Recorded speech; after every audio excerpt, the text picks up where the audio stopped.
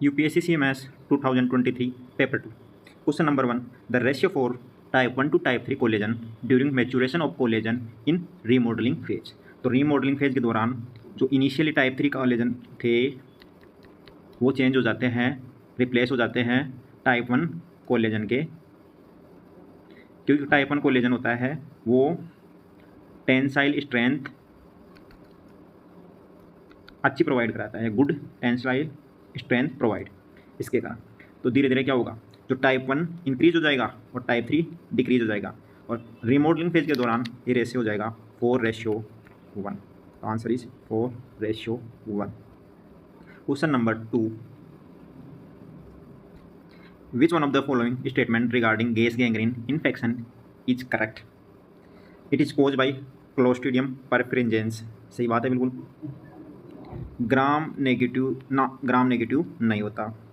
It is caused by clostridium perfringens gram positive होता है, anaerobic होता है और स्पोर फॉर्मिंग बेसिलाई होता है। तो answer is B.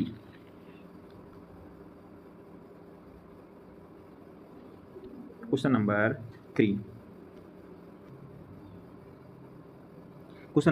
Number 3 the term Gompertzian curve is related to which one of the following. तो Gompertzian जो कर्व होता है वो रिलेटेड होता है, डिस्क्राइब करता है ग्रोथ ऑफ ट्यूमर, कि how to growth rate of the tumour change over time, typically shown initially rapid growth phase followed by slower growth phase as the tumour reach larger size. इसको बोलते हैं जोम्पर्जियन curve, जो tumour के लिए होता है। Question number 4 A 5-year-old male child come with left-sided scrotal swelling which has no cuff impulse, does not reduce on compression or lying down, but the parent give definite history that swelling is absent in the morning and comes by the evening।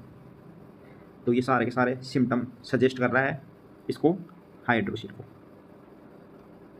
Hydroxyl क्या होता है, fluid filled sac around a testicle, और इसके लिए appropriate treatment है herniotomy. Question number 5 A 25-year-old gentleman complain of dragging pain in the scrotum. The examination reveal scrotum full of bag of worm which disappear on lying down position. The usual first line option for the relief। तो ये dragging pain and scrotum full of bag of worm, ये appearance होती है, diagnosis है इसका varicocele. और varicocele है तो वेरिकोसील क्या होता है, abnormal enlargement of pampiniform venous plexus in the scrotum. 15 से 20% मेल में अफेक्टेड होता है, 90% केस में ये लेफ्ट साइडेड होता है। इसका काज आइडियोपैथिक है मोस्ट केसेज में, तो ड्यू टू एब्सेंट या incompetent ball in the testicular vein. Symptom में भी एसिम्टोमेटिक भी हो सकता है और ड्रैगिंग पेन भी हो सकता है वेरिकोसील में। फिजिकल एग्जामिनेशन में देखेंगे तो bag of worm appearance. Diagnosis किसके थ्रू होगी, अल्ट्रासोनोग्राफी। ट्रीटमेंट इसका है first line treatment, embolisation is usually first line of treatment with surgical ligation is alternative treatment दूसरा। तो इसका आंसर आएगा percutaneous embolisation of gonadal vein. Question number 6 A malnourished 60-year-old male underwent emergency surgery for strangulated sigmoid volvulus. After resection of sigmoid colon, colostomy was fashioned. The post-operative period was stormy and he developed a painful calf swelling in the right lower limb. The probable diagnosis। तो post operative phase और post operative phase के बाद में right calf muscles में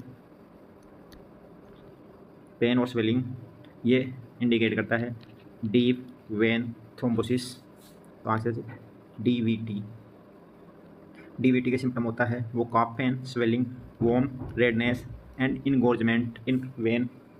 physical examination में include tenderness and positive Homan sign. Diagnosis venography या Doppler sonography. Treatment यही है, इसका एंटीकोगुलेंट दे दो, जिसमें एंटीकोगुलेंट में इंट्रावेनस हिपेरिन और वारफेरिन। केवल फिल्टर कर सकते हैं लार्ज डीवीटी के केस में। इसके अलावा प्रोफाइलेक्सिस में क्या करना है, स्टोकिंग का पंप या pharmacological agent like low molecular weight heparin, ये इसका प्रोफाइलेक्सिस में यूज करते हैं। Question number 7, consider the following in respect of salmon patch. तो सैल्मन पैच होता है, जो सैल्मन पैच वो होता है, इसको बोलते हैं नॉन एज स्ट्रोक बाइट बोलते हैं या एंजल किस बोलते हैं। It is a type of birth mark that appear as flat pink और red mark on the skin. It is indeed a form of haemangioma, haemangioma का फॉर्म है जो कि बिनाइन ग्रोथ ऑफ होती है ब्लड वेसल्स की। और ये पेज फाउंड होता है mostly nap of the neck पे या आईलिड पे या फोरहेड पे, और वेरी कॉमन होता है ये न्यूबॉर्न में, और अपना आप ही फेड अवे हो जाता है, अपना आप ही चला जाता है without the need of surgical intervention. Surgical intervention की कोई ज़रूरत नहीं है इसमें। तो ये हिमेंजियोमा है, सही बात है। Usual site is nap of neck, ये भी सही बात है। It is common in children, ये भी बात सही है। It is need surgical excision, ना सर्जिकल एक्सीजन की कोई ज़रूरत नहीं है, ये अपना आप ही चला जाएगा। Question number 8, which of the following are component of Klippel Trenaunay syndrome. तो Klippel ट्रेनोनी syndrome, rare congenital anomaly is characterized by combination of cutaneous nevus, इसको बोलते हैं port wine stain, persistent vestigial vein with varicose vein, और soft tissue या bone hypertrophy. इसका characterise cause क्या हो सकता है, कोज होता है इसका मीजोडर्मल एबनॉर्मलिटी होता है जो फेमिलियल नहीं होती। एसोसिएट फीचर क्या हो सकता है इसके साथ, हाइपोप्लास्टिक या एप्लास्टिक डीप वेन या लिम्फेटिक ऑब्स्ट्रक्शन। ट्रीटमेंट क्या करना है जो क्लिपल ट्रेनोनी सिंड्रोम का, कंजर्वेटिव मैनेजमेंट है जिसमें इलास्टिक कंप्रेशन होजरी। इसके अलावा सर्जिकल इंटरवेंशन में क्या कर सकते हैं, लेजर एब्लेशन कर सकते हैं नेवस का, stapling of the bone to avoid leg length discrepancy, removal of large superficial varicose vein, ये कर सकते हैं। थ्रोम्बो प्रोफाइलेक्सिस कर सकते हैं जिसमें low molecular weight heparin is recommended. तो इसमें क्या है कंपोनेंट, क्यूटेनियस नेवस इसका कंपोनेंट है, सब क्यूटेनियस लाइपोमा इसका कंपोनेंट नहीं है, वेरिकोज वेन भी है और सॉफ्ट टिश्यू हाइपरट्रोफी भी है। तो answer is 1, 3 and 4। Question number 9, Mickey Mouse sign during B mode duplex ultrasonography comprise. तो जो मिकी माउस साउंड होता है वो ट्रांसवर्स व्यू में दिखता है जिसमें common femoral vein, common femoral artery and great saphenous vein, ये 3 वेसल्स होती है। The appearance is likened to Mickey Mouse face, Mickey Mouse face की तरह होता है ये structure, with common femoral vein and artery forming the ear and great saphenous vein forming the face. तो इसका आंसर आएगा common femoral vein, common femoral artery और great saphenous vein. Question number 10, which of the following statement regarding thyroglossal duct are correct? Thyroglossal duct situated in midline of neck, सही बात है बिल्कुल। It move upward on swallowing, सही बात है, but not on tongue protrusion, ना ये गलत बात है, टंग प्रोट्रूजन पे भी मूव करेगी। It is treated with cyst trunk operation, बिल्कुल सही बात है, cyst trunk ऑपरेशन होता है थायरोग्लोसल डक्ट सिस्ट के लिए। It may be only functioning thyroid tissue in the body, ये भी बात सही है। तो answer is 1, 3, 4। Thyroglossal duct cyst के बारे में बात करें तो ये अराइज होती है थायरोग्लोसल डक्ट के रेमेनेंट से ड्यूरिंग थायरॉयड ग्लैंड डिसेंट।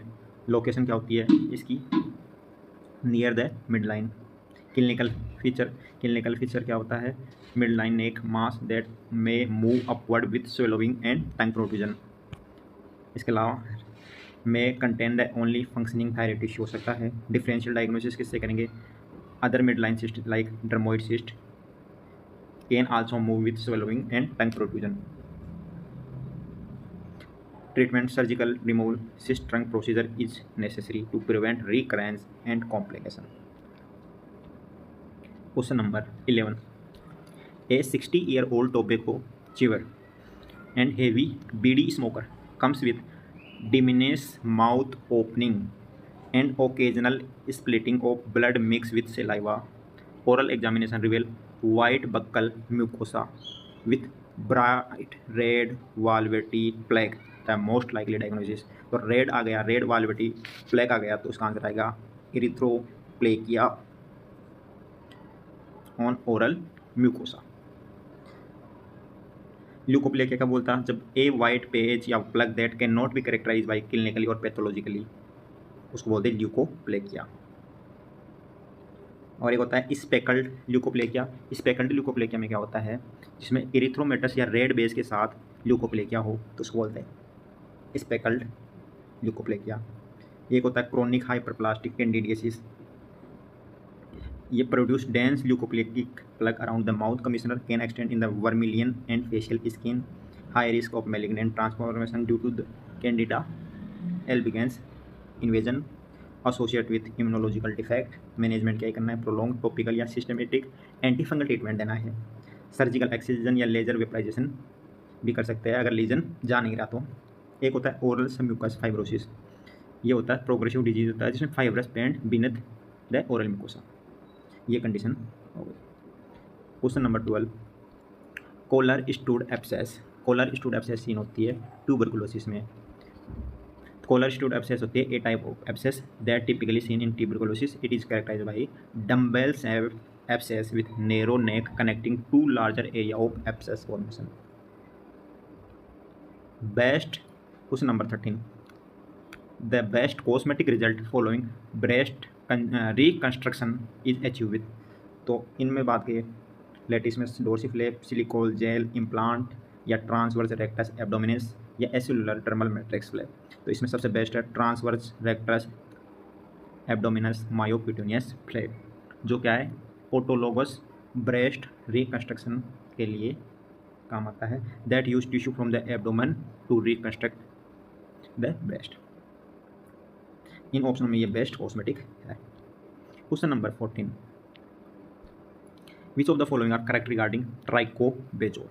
ट्राइकोबेजोर क्या होता है, ट्राइकोबेजोर होता है हेयर बॉल, इसमें स्टोमक में। Trichobezoar is hair ball characterise by found in female psychiatric patient में होता है, often young due to pathological ingestion of hair, hair के बार बार इंगेशन से। कॉम्प्लिकेशन क्या हो सकता है ट्राइकोबेजार का, अल्सरेशन हो सकता है, जीआई में ब्लीडिंग हो सकता है, परफोरेशन हो सकता है या ऑब्स्ट्रक्शन हो सकता है। डायग्नोसिस कैसे करेंगे, इजीली डायग्नोसिस वाया एंडोस्कोपी से देख लेंगे ट्राइकोबेजार को। ट्रीटमेंट क्या है, रिमूव, बेजोर को रिमूव कर दो बस। तो trichobezoar hair ball in the stomach में हेयर बॉल होता है, कॉमन साइकेट्रिक पेशेंट में होता है, सही बात है। Common complication are bleeding, perforation और ऑब्स्ट्रक्शन, ये भी सही बात है। Treat with long course of proton pump inhibitor, no, इसमें इसकी जरूरत नहीं पड़ती, सर्जिकली रिमूव कर दो इसको। Question number 15, the inferior rectal artery is branch of. Inferior rectal artery branch होती है इंटरनल पेडेंडल आर्टरी, जो कि सप्लाई करती है anal canal and external anal sphincter को। Question number 16, Zollinger Ellison syndrome is characterise by which of the following. तो Zollinger Ellison syndrome जिसको अपन बोलते हैं गैस्ट्रीनोमा, इसका कैरेक्टराइज है fulminant ulcer diathesis, recurrent ulceration और non beta isolate cell of tumour of pancreas. Pancreas की tumour है नॉन बीटा आइसोलेट वाली, जो गैस्ट्रिन का या एसिड का सिक्रेशन बहुत ज़्यादा होता है। इस ट्यूमर से एसिड का सिक्रेशन होगा तो अल्सर फॉर्मेशन होगा, बार बार अल्सरेशन होगा। तो फल्मिनेंट गैस्ट्रिक अल्सर होता है, इसमें रिकरेंट अल्सर होता है बार बार ट्रीटमेंट के दौरान, क्योंकि गैस्ट्रिक एसिड प्रोडक्शन होता है वो बहुत ज़्यादा होता है। Non beta isolate cell tumour होगी। रिकरेंट एपिसोड ऑफ डिसेंट्री ये नहीं होगा। तो answer is 1, 2 and 3। Incidence 20% case में होता है पेनक्रियाटिक एंडोक्राइन ट्यूमर की। Demographic more common in male. Location gastrinoma triangle होता है, जो पेनक्रियाटिक हेड, ड्यूडेनम और लिम्फ नोड के बीच में होता है। मेलिग्नेंसी 60% चांसेस के मेलिग्नेंसी के होते हैं गैस्ट्रीनोमा के। क्लिनिकल फीचर वही हो जाएगा, गैस्ट्रिक एसिड ज़्यादा बनेगा तो पेप्टिक अल्सर डिजीज होगा 90% ऑफ पेशेंट में। डायरिया भी कॉमन फीचर है और मेन 1 सिंड्रोम के साथ एसोसिएट हो सकता है। डायग्नोसिस कैसे करेंगे, डायग्नोसिस एक तो गैस्ट्रिक पीएच है ना, वो 2.5 से कम हो जाएगी और सीरम गैस्ट्रिन का लेवल बहुत ज़्यादा होगा, 1000 पिकोग्राम पर ml से ज़्यादा होगा, और सिक्रेटिन लेवल 100 to 500 पिकोग्राम पर ml होगा। मैनेजमेंट यही है, प्रोटोन पंप इनिबिटर दो, पीपीआई दो, ओमेप्राजोल, पेंटाप्राजोल, लेंसोप्राजोल, जो भी प्राजोल वाला दो। Surgical for the patient without diffuse metastasis, उसके लिए पेनक्रियाटिक गैस्ट्रोनोमा के लिए क्या करते हैं, इन्यूक्लिएशन या डिस्टल रिसेक्शन कर देते हैं पेनक्रियाज का। ड्यूडेनल गैस्ट्रोनोमा में क्या करते हैं, ड्यूडेनेक्टोमी कर देते हैं विथ इन्यूक्लिएशन और full thickness excision. Question number 17, which of the following statement regarding to Meckel's diverticulum are correct. तो मैकल डाइवर्टिकुलम होता है वो रेमेनेंट होता है, विटेलो इंटेस्टाइनल डक्ट का रेमेनेंट होता है। ये 2% पेशेंट में होता है, 2 इंच इसकी साइज होती है या 5 सेंटीमीटर लॉन्ग होता है, और 2 फीट फ्रॉम द इलियोसिकल वाल, इलियोसिकल वाल से 2 फीट दूर पे होता है, और 20% हेटरोट्रोपिक एपिथेलियम होती है इस पे। Should be look for when a normal appendix is found at surgery for suspected appendicitis. यदि कोई पेशेंट अपेंडिसाइटिस का पेशेंट सस्पेक्ट कर रहे हैं, उस दौरान अपेंडिक्स नॉर्मल होती है, तो अपन मैकल डाइवर्टिकुलम की ओर देखना चाहिए एक बार, क्या पता मैकल डाइवर्टिकुलम भी हो सकता है। If Meckel's is found incidentally at surgery it can be left provided it has wide mouth, it is not thickened, can be source of GI bleeding if content ectopic gastric mucosa, gastric mucosa होगी तो GI bleeding भी होगी। और ये जो diverticulum होता है वो ट्रू डाइवर्टिकुलम होता है GIT का। तो आंसर इज इसमें क्या होगा, persistent remnant of vitello intestinal duct, बिल्कुल सही बात है। It is pseudo diverticulum, no, ये ट्रू डाइवर्टिकुलम होता है। Most commonly found in antimesenteric border of ileum पे होता है। हेट्रोट्रोपिक म्यूकोसा, हेट्रोट्रोपिक म्यूकोसा होती है वो 20% पेशेंट में होती है। तो answer is 1, 3, 4। Question number 18, which of the following statement with regard to colorectal carcinoma are correct. जो कोलोरेक्टल कार्सिनोमा होता है, जो लेफ्ट साइड वाला कोलोरेक्टल कार्सिनोमा होता है, उसमें present with bleeding per rectal, बिल्कुल सही बात है। राइट कोलोरेक्टल कार्सिनोमा होता है वो प्रेजेंट होता है आयरन डेफिशिएंसी एनीमिया के साथ, ये भी बात सही है बिल्कुल। Right sided colorectal carcinoma is more as compare to left side colorectal carcinoma, ना, लेफ्ट साइड वाला ज़्यादा होता है राइट साइड की तुलना में। Colonoscopy is investigation of choice for suspected colorectal carcinoma, ये सही। Answer is 1, 2 and 4। While managing esophageal perforation, which of the following factor favor non-operative management। तो नॉन ऑपरेटिव मैनेजमेंट के लिए ये फैक्टर फेवर करता है इजोफेजियल परफोरेशन में। स्मॉल सेप्टिक लोड है तो नॉन ऑपरेटिव कर सकते हैं। मिनिमल कार्डियोवैस्कुलर अपसेट है तो भी कर सकते हैं। परफोरेशन कन्फाइंड टू मीडियास्टाइनम तो भी नॉन ऑपरेटिव मैनेजमेंट से कर सकते हैं इलाज। परफोरेशन बाय फ्लेक्सिबल एंडोस्कोप और परफोरेशन ऑफ सर्वाइकल इजोफेगस, तब अपन नॉन ऑपरेटिव मैनेजमेंट कर सकते हैं इजोफेजियल परफोरेशन का। परफोरेशन बाय फ्लेक्सिबल एंडोस्कोपी कर सकते हैं। परफोरेशन इनटू मीडियास्टाइनम ये भी नॉन ऑपरेटिव मैनेजमेंट कर सकते हैं, इसमें भी। स्मॉल सेप्टिक लोड है तो भी नॉन ऑपरेटिव कर सकते हैं। परफोरेशन ऑफ द एब्डोमेन इजोफेगस, तो यहाँ पे नॉन ऑपरेटिव नहीं होता मैनेजमेंट, यहाँ पे ऑपरेटिव मैनेजमेंट करना पड़ेगा prefer. Answer is 1, 2 and 3। Operative repair के लिए क्या क्या है, लार्ज सेप्टिक लोड हो, सेप्टिक शॉक हो, प्लूरा ब्रिज हो गया, बोर हाउस सिंड्रोम हो, spontaneous perforation of abdominal oesophagus हो, इसके लिए ऑपरेटिव रिपेयर की जरूरत पड़ेगी। Question number 20, which of the following statement are correct with regard to familial adenomatous polyposis. जो फेमिलियल एडेनोमेटस पॉलिपोसिस होता है characterise by more than 100 colorectal adenomas, duodenal adenomas and extra intestinal manifestation. जो ये disease होता है inheritance वो होता है autosomal dominant, cause by mutation in APC gene जो कि होती है क्रोमोसोम नंबर 5 में। फैमिली हिस्ट्री की बात करी जाए तो मोर देन 80% ऑफ केस है पॉजिटिव फैमिली हिस्ट्री। रिस्क की बात करी जाए तो 100% रिस्क होता है इसमें कोलोरेक्टल कैंसर का, अगर आप ट्रीट नहीं करते हो तो। एसोसिएट कंडीशन क्या क्या हो सकती है, desmoid tumour, osteomas, epidermoid cyst, congenital hypertrophy of retinal pigmented epithelium. Screening क्या है, स्क्रीनिंग की एज होती है 15, polyp visible on sigmoidoscopy by 15 and almost always by age of 30 पे हमेशा मौजूद होगी। Carcinoma occur 10 to year after polyposis. Symptomatic patient में क्या होता है? Loose stool, abdominal pain, weight loss, diarrhoea, passage of blood and mucosa. Diagnosis colonoscopy या biopsy के थ्रू। ट्रीटमेंट क्या करना है? Colectomy with ileorectal anastomosis, restorative proctocolectomy with ileal pouch anal anastomosis, total proctectomy and ileostomy. ये treatment कर सकते हैं। अब बात करते हैं क्वेश्चन की ओर। Associate with mutation of APC gene located on chromosome number 5। बिल्कुल सही बात है। It is autosomal recessive condition. No, ये होती है autosomal dominant. It is associate with 100% lifetime risk for development of colorectal carcinoma. सही बात है, बिल्कुल 100% रिस्क होता है। Congenital hypertrophy of retinal pigment epithelium is present half of the case of familial adenomatous polyposis. Yes, इसके साथ associate हो सकता है। तो answer is 1, 3 and 4।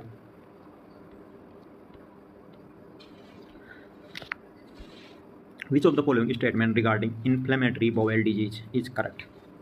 Inflammatory bowel disease में दो होते हैं, एक होता है अल्सरेटिव कोलाइटिस, एक होता है क्रॉन्स डिजीज। जो अल्सरेटिव कोलाइटिस होता है उसमें ओनली सुपरफिशियल लेयर इन्वॉल्व होती है, म्यूकोसल डिजीज होता है। जबकि क्रॉन्स डिजीज होता है वो उसमें सारी लेयर इन्वॉल्व होती है इंटेस्टाइन की, इसके लिए फुल थिकनेस इन्वॉल्वमेंट होता है इसमें अल्सरेटिव क्रॉन्स डिजीज।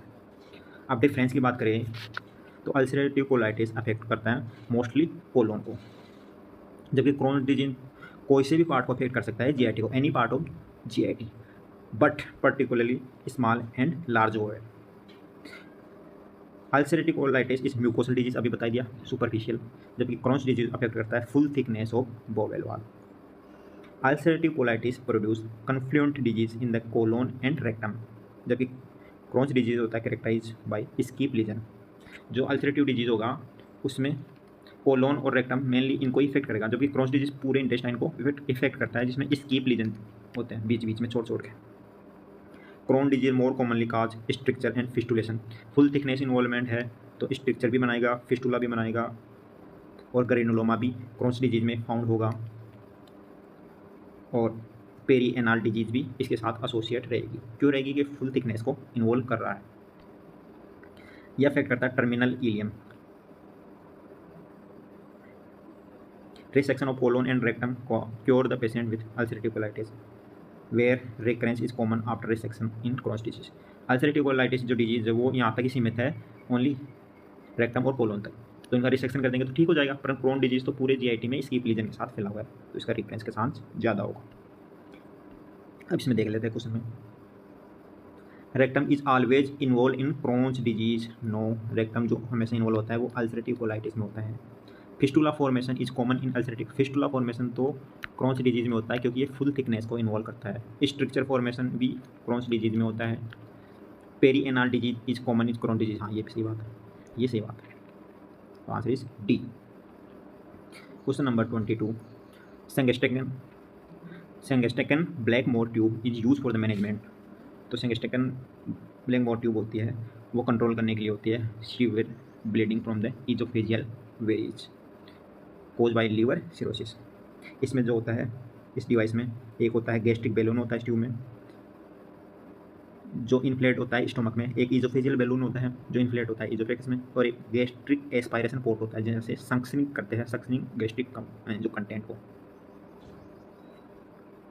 तो ये वेरिशियल ब्लीडिंग के लिए होता है। The most common benign tumour of the liver, तो मोस्ट कॉमन बिनाइन ट्यूमर होती है haemangioma, 70% of all benign liver tumour का। Question number 24। The best position to palpate the minimal enlargement of spleen. यदि minimal enlargement है spleen का तो right lateral decubitus position में left subcostal area को palpate करते हैं। जहाँ पे लेफ्ट साइड में स्प्लीन होता है तो लेफ्ट सबकोस्टल एरिया को पाल्पेट करेंगे राइट लेटरल डेक्यूबिटस को। राइट लेटरल डेक्यूबिटेशन पोजिशन में क्या होगा, जो स्प्लीन वो मूव हो जाएगी डाउनवर्ड और मोर असेसिबल हो जाएगी इसलिए। Question number 25। A young 28-year-old male was operated for duodenal ulcer perforation peritonitis after having recovery well for 5 days। He developed high fever with chill and symptom of toxemia. He developed right shoulder tip pain and intractable hiccup. The most likely diagnosis. तो ये तो peritoneal abscess को बताता है. अब peritoneal abscess भी कौन सा होगा? ये कर रहा है शोल्डर टिप पेन और इंट्रैक्टेबल हिकअप, तो इंडिकेट कर रहा है डायफ्राम को, डायफ्राम इरिटेशन. और डायफ्राम इरिटेशन किस में होता है? सब फ्रेनिक एब्सेस में. In seat belt syndrome the most common site of bleeding is the seat belt syndrome में most common injury mesentery. Seat belt syndrome is type of injury that occur when a person wear seat belt during a car accident. The most common site bleeding is mesentery, which is the tissue that attaches the intestine to back of the abdominal wall. mesentery किसको बोलते हैं?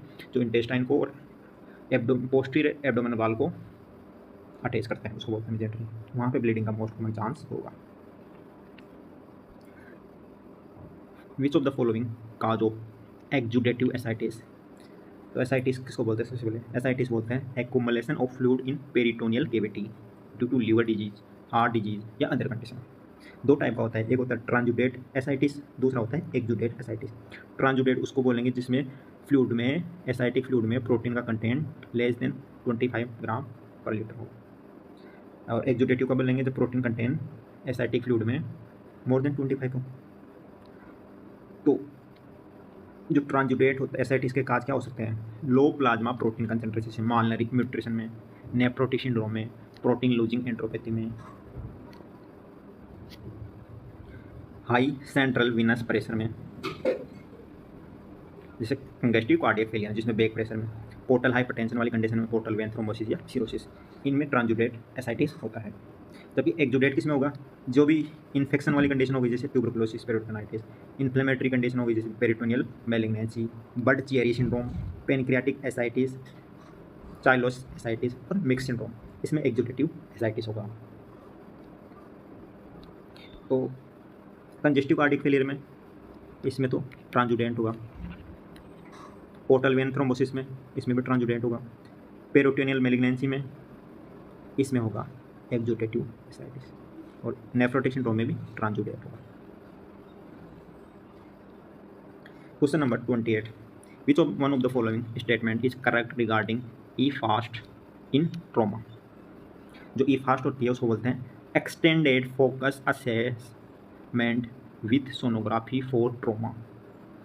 Is a ultrasonography technique use to assess free fluid in abdominal cavity, thoracic cavity and pericardium. तीनों में करते हैं ई fast. तो ई fast के लिए हो गया.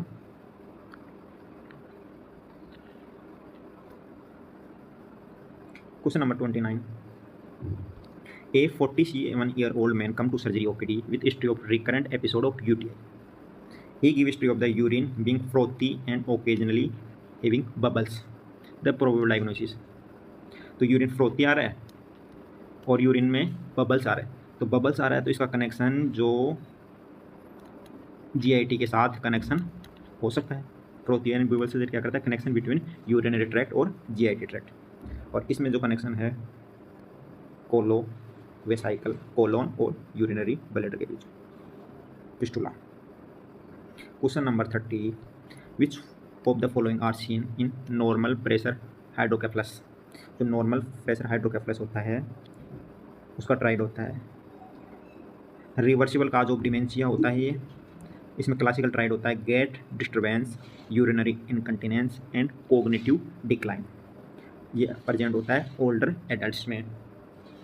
इसका काज आइडियोपैथिक भी हो सकता है NPH का, और secondary to previous brain insult, subarachnoid haemorrhage, head injury, meningitis या ट्यूमर, इनके बाद में भी हो सकता है. डायग्नोस्टिक फाइंडिंग में क्या आएगा? वेंट्रिकुलोमेगली ऑन इमेजिंग, CT MRI में देखेंगे तो जो वेंट्रिकल्स है उनकी साइज इंक्रीज हो जाएगी. जो और ऐसा प्रेशर होगा इसमें नॉर्मल होगा, इसलिए नॉर्मल प्रेशर बोला. इंटरमीडिएट प्रेशर एलिवेशन में कंट्रीब्यूट सिम्टम. डायग्नोस्टिक टेस्ट में क्या करेंगे? लंबार इन्फ्यूजन टेस्टिंग करेंगे जो मेजर करता है CSF pressure change in response to fluid challenge. Treatment क्या है? डेफिनेटिव ट्रीटमेंट तो क्या है? शंट इंसर्शन कर दो, ventriculoperitoneal shunt, can improve symptom and cognitive function in responsive patient. तो इसमें क्या होगा? Hearing loss, no. Gait disturbance, urinary incontinence, or cognitive decline. The answer is 2, 3 and 4.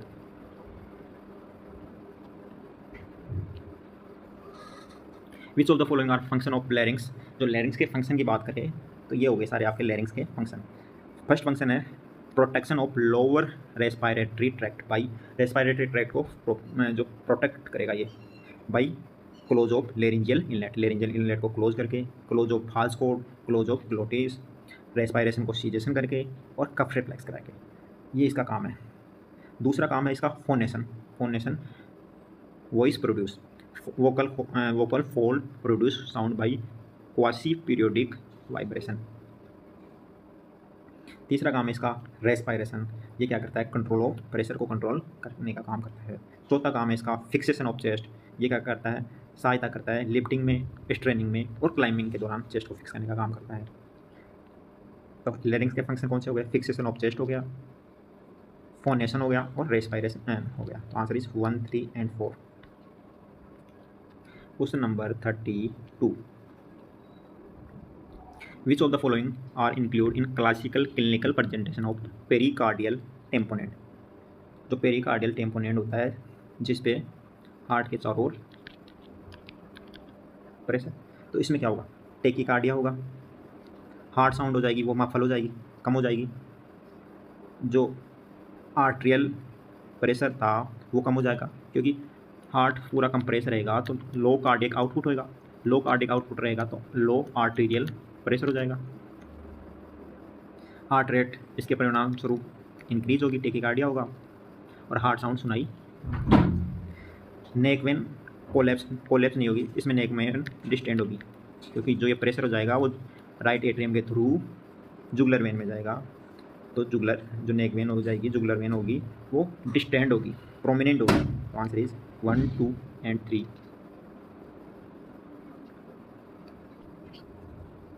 Question number 33, Masaoka staging is use for the staging. Masaoka staging होती है specially होती है use होती है वो थाइमोमाज के लिए होती है। Which are tumour originate from epithelial cell of thymus, thymoma. Question number 34, consider the following clinical feature, which of the feature may be present with cauda equina syndrome. जो कोडा इक्वाइना सिंड्रोम होता है rare serious condition cause by compression of cauda equina nerve root in lower spine, इसके compression से होता है। Symptom क्या आएंगे, low back pain रहेगा, यूनिलेटरल या बाइलेटरल सियाटिका रहेगा, लोअर लिम्ब मोटर वीकनेस रहेगी, सेंसरी एबनॉर्मलिटी होगी उसको बोलते हैं सेडल एनेस्थेसिया वाली, ब्लैडर डिसफंक्शन होगा, पेनलेस रिटेंशन हो जाएगा और उसके बाद ओवरफ्लो इनकंटिन्यूस होता रहेगा, सेक्सुअल एंड बोवेल डिसफंक्शन हो सकता है। कोडा इक्वाइना सिंड्रोम की कोज क्या हो सकता है, massive central lumbar disc protrusion हो सकता है, लंबार का फ्रैक्चर हो सकता है, पोस्ट ऑपरेटिव के दौरान एपिड्यूरल हेमेटोमा, स्पाइनल स्टेनोसिस, कोई भी स्पाइनल ट्यूमर या कोई भी लंबार आर्टरी है उसका अकल्जन हो गया, ब्लॉकेज हो गई। पैथोफिजियोलॉजी क्या होता है, जो नर्व रूट इन द कोडा इक्वाइना होती है उसमें प्रोटेक्टिव एपिन्यूरॉन और पेरिन्यूरॉन, एपिन्यूरियम और पेरिन्यूरियम उसकी कमी होती है, इसलिए वो कंप्रेशन ईजिली हो जाती है। कॉन्सिक्वेंस अगर ट्रीट नहीं किया तो परमानेंट मोटर डेफिशिएंट हो सकता है, bladder bowel and sexual dysfunction हो सकता है। ट्रीटमेंट ये अर्जेंट सर्जिकल डिकम्प्रेशन करना पड़ेगा अगर नेसेसरी है। और बेस्ट आउटकम कब आएंगे, जब आप 24 घंटे के अंदर अंदर कर लोगे, जब ब्लैडर और बोवेल के डिसफंक्शन होगा उसका 24 घंटे के अंदर अंदर कर लोगे तब बेस्ट आउटकम रहेगा इसका। इसके feature low back, saddle anaesthesia, motor weakness, variable rectal and urinary symptom. Answer is 1, 2, 3, 4। Question number 35, which one of the following drug is long acting local anaesthetic agent. Lignocaine होती है वो short acting होती है। बुफिवाकेन, yes बुफिवाकेन is long acting, तो answer is बुफिवाकेन। Lignocaine होती है वो early onset, short acting और गुड सेंसरी रिकवरिंग। बुफिवाकेन होती है लॉन्ग लास्टिंग होती है, मोर कार्डियोटॉक्सिक होती है और नेवर यूज आईवी। एक होती है प्रिलोकेन, ये कॉमन लोकल एनेस्थेटिक एजेंट है जिसमें लिग्नोकेन, बुफिवाकेन, प्रिलोकेन, रोफिवाकेन और लिवोबुफिवाकेन ये सारे के सारे लोकल एनेस्थेटिक एजेंट हैं। Question number 36, a patient with head injury with Glasgow coma scale 10 defined as. तो ग्लासगो कोमा स्केल होता है वो जिसका स्कोर होता है मिनिमम 3 टू मैक्सिमम 15, पर यहाँ पे 10 पूछा है। तो जो माइल्ड होता है हेड इंजरी में उसमें ग्लासगो कोमा स्कोर होता है 14 टू 15, मॉडरेट हेड इंजरी में ग्लासगो कोमा स्कोर होता है वो 9 टू 13, और सीवियर हेड इंजरी में होता है वो 3 टू 8। तो यहाँ पे क्वेश्चन में दे रखा है 10, तो इंजरी होगी moderate injury. Glasgow coma scale के लिए आई कंपोनेंट में स्पॉन्टेनियस ओपन हो रहा है 4, वर्बल कमांड पे आई ओपन हो रहा है तो 3, पेनफुल स्टिमुलस के बाद में हो रहा है तो 2, और आई ओपन ही नहीं हो रहा तो उसको देंगे 1 स्कोर। वर्बल कमांड में नॉर्मल ओरिएंटेड होगा तो 5, कंफ्यूज स्टेट में होगा तो 4, इनअप्रोप्रिएट वर्ड बोल रहा है तो 3 स्कोर देंगे, ओनली साउंड ही कर रहा है बस वो कुछ समझ में नहीं आ रहा तो 2, नो साउंड 1, इंट्यूबेटेड पेशेंट है उसके लिए टी। मोटर कंपोनेंट में ओबे कमांड कर रहा है तो 6, लोकलाइज टू पेन को लोकलाइज कर पा रहा है तो 5, विद्रो रिफ्लेक्स आ रहा है फ्लेक्शन जो नॉर्मल रिफ्लेक्स होता है वो 4, एबनॉर्मल फ्लेक्शन है तो 3, एबनॉर्मल एक्सटेंशन है तो 2, और नॉर रेस्पॉन्स है तो 1। तो इसके कंपोनेंट हो गए ग्लासगो कोमा स्केल के। Question number 37, gas gangrene resulting in crepitus in tissue and sweet smelling brown exudate in cause due to infection. तो गैस गैंग्रीन होता है वो पहले भी आ गया, क्वेश्चन दोबारा रिपीट हुआ है, clostridium परफ्रेंजेंस which produce gas leading to crepitus and characteristic sweet smelling brown exudate. Question number 38, which of the following are common complication associated with enteral nutrition in post operative patient। तो enteral nutrition के क्या क्या complication है, ये इसके complication है। First tube related क्या complication है, ट्यूब रिलेटेड ट्यूब का माल पोजिशन हो सकता है, डिस्प्लेसमेंट हो सकता है, ब्लॉकेज हो सकता है, ब्रेकेज हो सकता है, लीकेज हो सकता है, ये local complication erosion of skin या म्यूकोसा हो सकता है। ये ट्यूब रिलेटेड कॉम्प्लिकेशन है एंटेरल न्यूट्रिशन के। GIT related diarrhoea, bloating, nausea, vomiting, abdominal cramps, aspiration, constipation. Metabolic और बायोकेमिकल में क्या क्या हो सकता है कॉम्प्लिकेशन में, इलेक्ट्रोलाइट डिसऑर्डर हो सकता है, vitamin mineral trace element deficiency हो सकती है, और ड्रग इंट्रैक्शन हो सकता है। इन्फेक्टिव में एक्जोजिनस जैसे हैंडलिंग कंटामिनेशन, और एंडोजिनस जो पेशेंट का। तो ये कॉम्प्लिकेशन हो सकता है। ट्यूब की माल पोजिशन, डिस्प्लेसमेंट, जीआईटी वाला diarrhoea, constipation, predisposition to systemic sepsis, sepsis नहीं होता, इलेक्ट्रोलाइट इम्बैलेंस भी हो सकता है। 5 1, 2 एंड 4।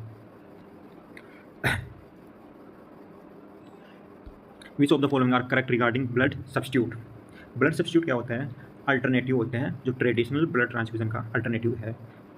ये क्या करता है, avoid complication of blood transfusion, जैसे इम्यूनोजेनिसिटी हो गया, इन्फेक्शन हो गया, उसको अवॉइड करने का काम, और overcome limitation of blood donation process, उसको लिमिटेशन को ओवरकम करने के लिए, जैसे कॉस्ट, स्टोरेज, एडमिनिस्ट्रेशन, इसके लिए ब्लड सब्स्टिट्यूट अल्टरनेटिव है।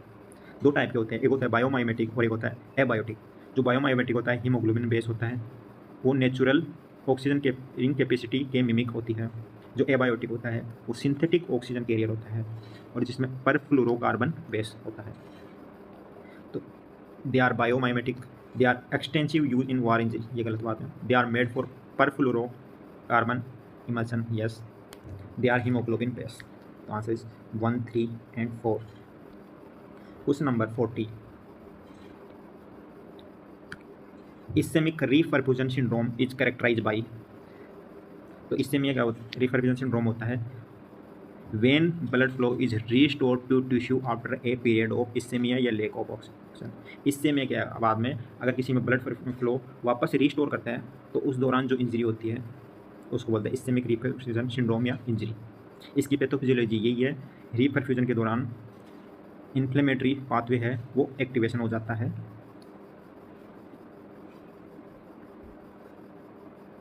हाइपोक्सिया, हाइपोक्सी के बाद में एक्टिवेशन ऑफ इन्फ्लेमेटरी।